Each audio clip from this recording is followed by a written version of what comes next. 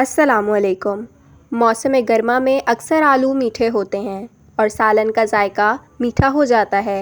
लिहाजा आलू काट कर उन्हें खूब नमक, लहसुन और सिरका लगा कर रख दें। पौन घंटे के बाद सालन पका लें। आलू मज़ेदार हो जाएंगे। नरम रोटी पकाना मकसद हो तो आटे को लस्सी से गूंदें, उससे खमीरा उठेगा और रोटी बेहद नरम पकेगी। ये रोटी मज़ेदार होगी और देर तक नरम रहेगी। अदरक को ताज़ा रखना हो तो उसे किसी गमले की मिट्टी में दबा दें और ज़रूरत के वक्त एक टुकड़ा निकाल कर इस्तेमाल कर लें, या किसी बर्तन में रेत डालें और उसमें अदरक को दबा कर रख दें। रेत को हर वक्त नम रखें, ज़रूरत के वक्त निकाल कर इस्तेमाल करें।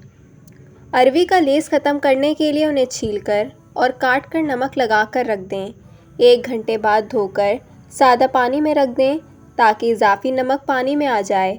अरवी का लेसदार मादा ख़त्म हो जाएगा। आलू के चिप्स फ्राई करते वक्त अगर कढ़ाई में थोड़ी सी फिटकिरी डाल दी जाए तो चिप्स कुरकुरी और खस्ता हो जाती है। मेकअप उतारने के लिए किसी क्रीम या क्लेंजिंग के बजाय अगर कच्चा दूध इस्तेमाल किया जाए तो मेकअप भी उतर जाएगा और जिल्द भी नरम मुलायम महसूस होगी। कपड़ों पर अगर चाय गिर जाए तो उन पर फ़ौरन टैल्कम पाउडर छिड़क दें। चाय का रंग कपड़ों पर नहीं आएगा। शीशे के बर्तनों को अगर नमक और सिरका लगा कर धोया जाए तो बर्तन चमक उठते हैं। हाथों से लहसुन, प्याज और मिर्चों की बू दूर करना हो तो फ़ौरन हाथों पर टूथपेस्ट मल लें, उससे मसालों की तेज़ महक दूर हो जाएगी।